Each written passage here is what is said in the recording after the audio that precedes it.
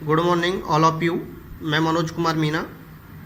कल हम दो नाम पद्धति के बारे में बातें कर रहे थे कि दो नाम पद्धति कैरोलस लिनियस नाम के वैज्ञानिक ने दी थी, जिसमें जीनस का नाम कैपिटल लेटर में व स्पीसीज का नाम स्मॉल लेटर में लिखा जाता है। उन्होंने पादपों का ये साइंटिफिक नेम अपनी पुस्तक स्पीसीज प्लांटेरम में प्रस्तुत किए और जूलॉजिकल नाम उन्होंने सिस्टेमा नेचुरी नामक पुस्तक में प्रस्तुत किए। स्पीसीज प्लांटेरम सबसे पहले 1 मई 1753 में प्रकाशित हुई। इस प्रकार 1 मई 1753 से पहले जो भी पौधों के नाम दिए गए उनमें कोई भी साइंटिफिक नाम मान्य नहीं होगा, क्योंकि स्पीसीज प्लांटेरम सबसे पहले 1 मई 1753 में ही प्रकाशित हुई थी। अर्थात 1753 के बाद प्रकाशित हुए नाम ही साइंटिफिक नेम माने जाएंगे और वही ऑथेंटिक होंगे। इसमें एक नियम प्रिंसिपल ऑफ प्रायोरिटी का आता है, प्राथमिकता का सिद्धांत। प्राथमिकता के सिद्धांत के अनुसार यदि 1753 के बाद किसी पादप के दो नाम प्रस्तुत किए हों तो केवल वही नाम मान्य होगा जो 1753 के बाद सर्वप्रथम प्रस्तुत किया गया हो। नोमेनक्लेचर में दो नाम पद्धति के बाद त्रिनाम पद्धति आई, ट्राइनोमियल सिस्टम। ट्राइनोमियल सिस्टम भी अत्यंत महत्वपूर्ण है, जिसका कि उपयोग एक जाति के सदस्यों में जब अधिक भिन्नताएं हो जाती हैं, जब इसका उपयोग किया जाता है। यह पद्धति हक्सले और स्ट्रिकलैंड द्वारा दी गई। इनके अकॉर्डिंग एक पादप के नाम में साइंटिफिक नेम में 3 नेम होंगे। पहला जेनेरिक नेम, दूसरा स्पेसिफिक नेम, तीसरा सब specific name, name of variety. इस प्रकार त्रिनाम पद्धति में 3 नाम जेनेरिक नेम, स्पेसिफिक नेम और सब स्पेसिफिक नेम होंगे। जैसे कि एक जाति के सदस्यों में जब बहुत ज़्यादा असमानताएं हो जाती हैं, जब ही इसका हम यूज करते हैं, उपयोग में लाते हैं। जैसे फूल गोभी, पत्ता गोभी, गांठ गोभी। फूल गोभी ब्रासिका ओलियेसिया वैरायटी वोट्राइटिस, पत्ता गोभी ब्रासिका ओलियेसिया वैरायटी कैपेटिटा। नॉल खोल गांठ गोभी ब्रासिका ओलियेसिया वैरायटी कौलुरेपा। त्रिनाम पद्धति के बाद ICVN, जो कि पादपों के नामकरण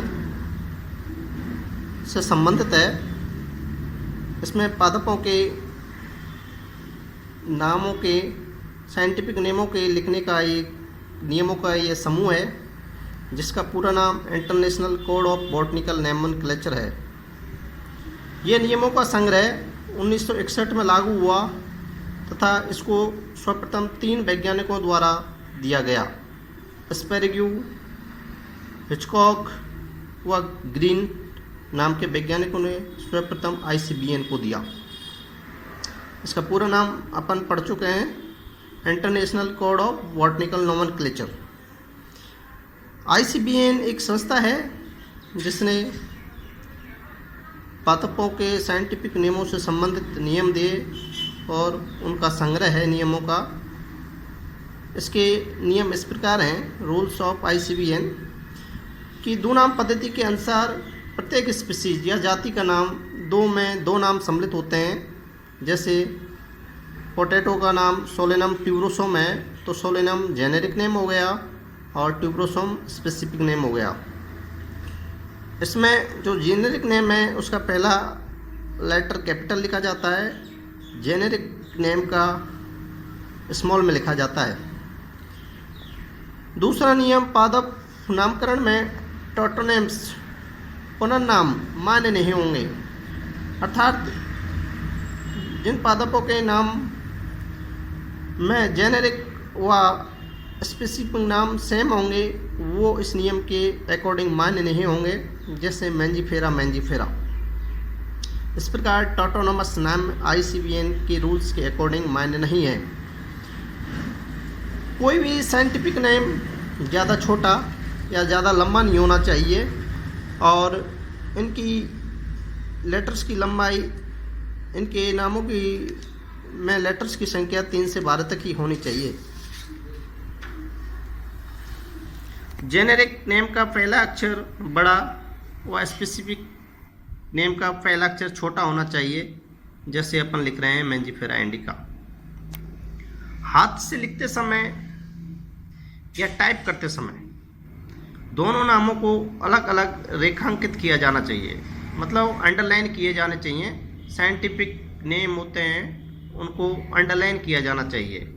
अगर उनको अपन टाइप करते हैं तो टाइप करते समय वो इटैलिक में होने चाहिए, तिरछे लिखे जाने चाहिए। जिस साइंटिस्ट ने नाम प्रस्तुत किया है उस साइंटिस्ट का नाम संक्षिप्त में लिखा जाना चाहिए। जैसा कि हम देख रहे हैं मैंजीफेरा इंडिका लिनियस नामक साइंटिस्ट ने इसको सर्वप्रथम दिया तो उसका नाम अंत में लिन से लिख दिया है। ये साइंटिस्ट का नाम रेखांकित नहीं होगा और ये लास्ट में लिखा जाएगा। साइंटिस्ट के नेम को ना ही रेखांकित करें और ना ही इटैलिक में लिखा जाना चाहिए। साइंटिस्ट नेम लैटिन अथवा ग्रीक भाषा में ही होने चाहिए, क्योंकि ये दोनों भाषाएं डेड लैंग्वेज हैं और दोनों भाषाओं में परिवर्तन होने, नामों में या भाषा में परिवर्तन नहीं होने के कारण, डेड लैंग्वेज होने के कारण इन दोनों भाषाओं का यूज किया जाता है।